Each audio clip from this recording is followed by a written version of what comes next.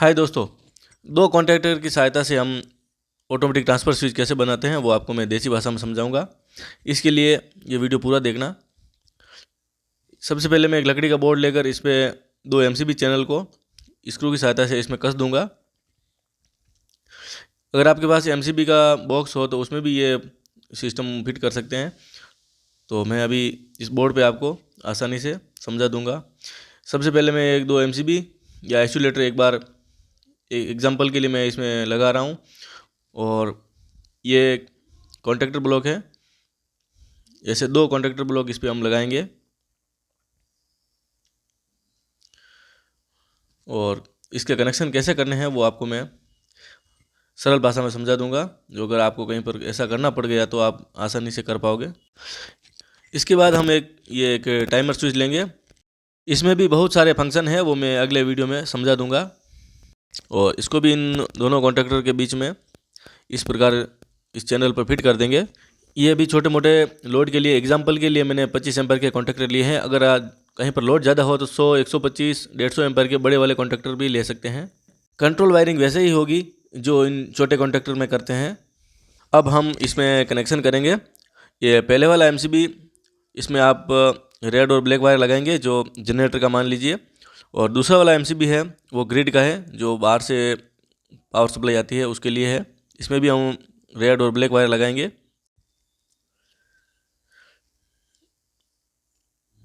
ये इधर वाला एमसीबी लाइन का है और इधर का एमसीबी जनरेटर का है।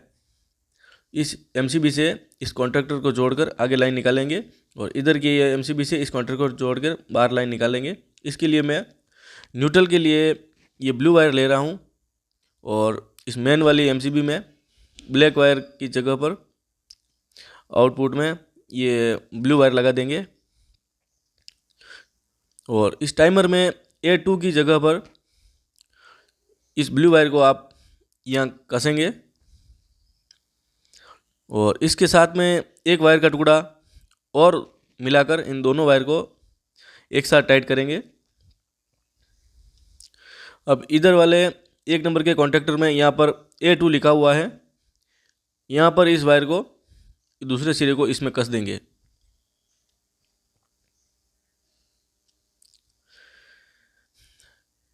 अब हम ये लाल वाला वायर इस मेन एमसीबी में फेज की जगह लगाएंगे। ये 1 mm के वायर और इससे पतले भी हम ले सकते हैं क्योंकि ये एक कंट्रोल वायरिंग है। अब इस टाइमर में A1 पर इस वायर को लगाना है। इसके साथ एक वायर का टुकड़ा और लगाना है। इन दोनों वायर को A1 पर कस देंगे। और अब जनरेटर की साइड में जो कॉन्टैक्टर लगा हुआ है उसके ऊपर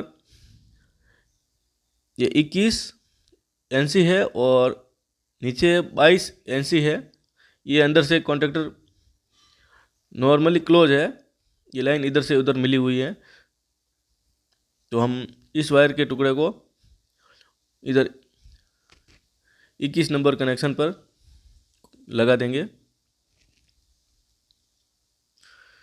और इधर से वापस जो 22 नंबर का पॉइंट है वहाँ पर एक वायर का टुकड़ा कसकर टाइट कर देंगे। और जो इधर वाला 1 नंबर का कॉन्टैक्टर है उसमें A1 पर इस वायर को लगाएंगे।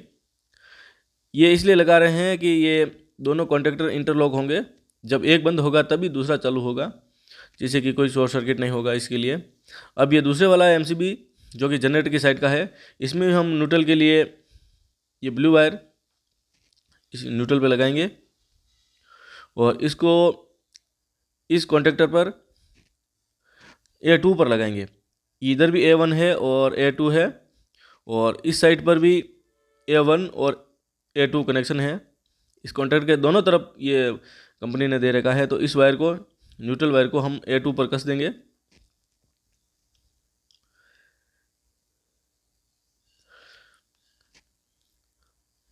अब फेज वायर के लिए हम एक लाल वायर का टुकड़ा लेंगे और इसको इस एमसीबी में फेज वाले पॉइंट पर कस देंगे।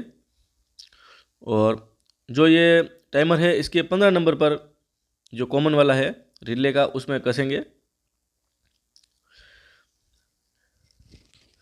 और अब इस टाइमर का जो 16 नंबर पॉइंट है जो नॉर्मली क्लोज है उसमें कस देंगे।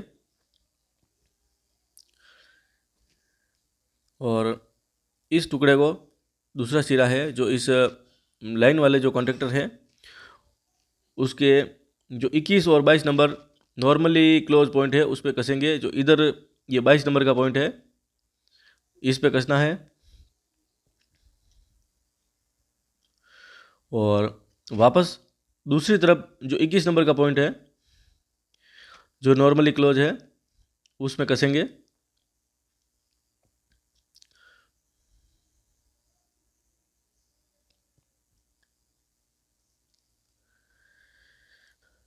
और जो जनरेटर की लाइन का जो कॉन्टेक्टर है उसके A1 पर ये वायर कसेंगे जो इसकी मैग्नेटिक कॉइल कोऑपरेट करेगा।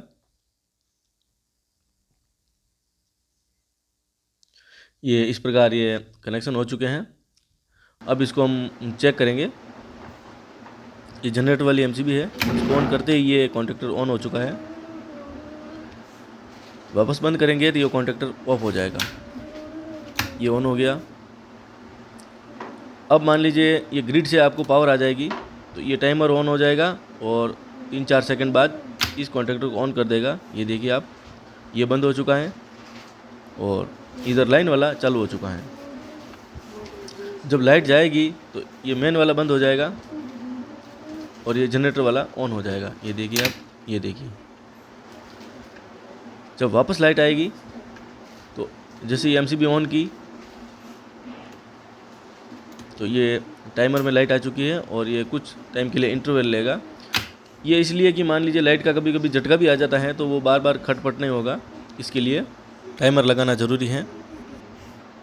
अब इन दोनों कॉन्टेक्टर से लाइन बाहर निकाल कर हम कॉमन करेंगे और यहाँ पर मेन लाइन के वायर जो हेवी लोड के वायर हैं वो लगाएंगे इन दोनों कॉन्टेक्टर पर। अब आइए वो भी कनेक्शन मैं आपको करके बताता हूँ। ये वाला ग्रिड का कॉन्टेक्टर है, इसमें हम इनपुट में ये लोड के वायर लगा रहे हैं।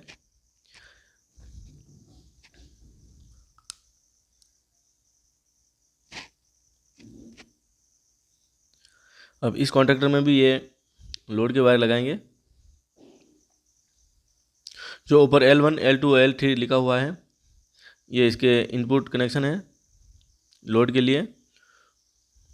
और इन दोनों से वापस जो इधर आउटपुट लाइन निकलेगी वो दोनों कॉमन होगी।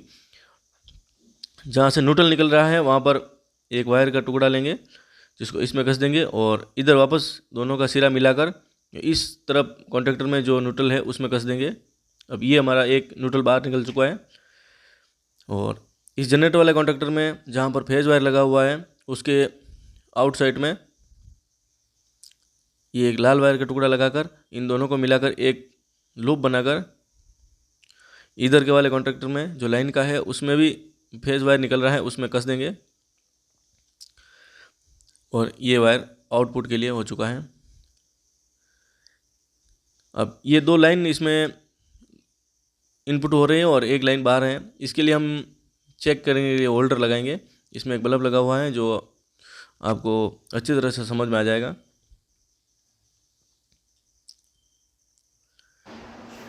अब हम इस सिस्टम में हमने पावर दे दिया है। ये देखिए जनरेटर ऑन हो चुका है, जनरेटर वाली लाइन, और ये बल्ब चल रहा है। अब जैसे भी ये बाहर से ग्रिड से जो पावर आएगा तब ये मैं चालू कर रहा हूँ। मान लीजिए आप, जिसको ऑन करते ही ये टाइमर में लाइट आ चुकी है और ये देखिए ये कॉन्टेक्टर मेन वाला चालू हो चुका है और ये जनरेटर वाली जो लाइन का कॉन्टेक्टर है वो ऑफ हो चुका है। अब इस जनरेटर वाले कॉन्टेक्टर को आप बंद करो, चालू करो, कुछ भी करो,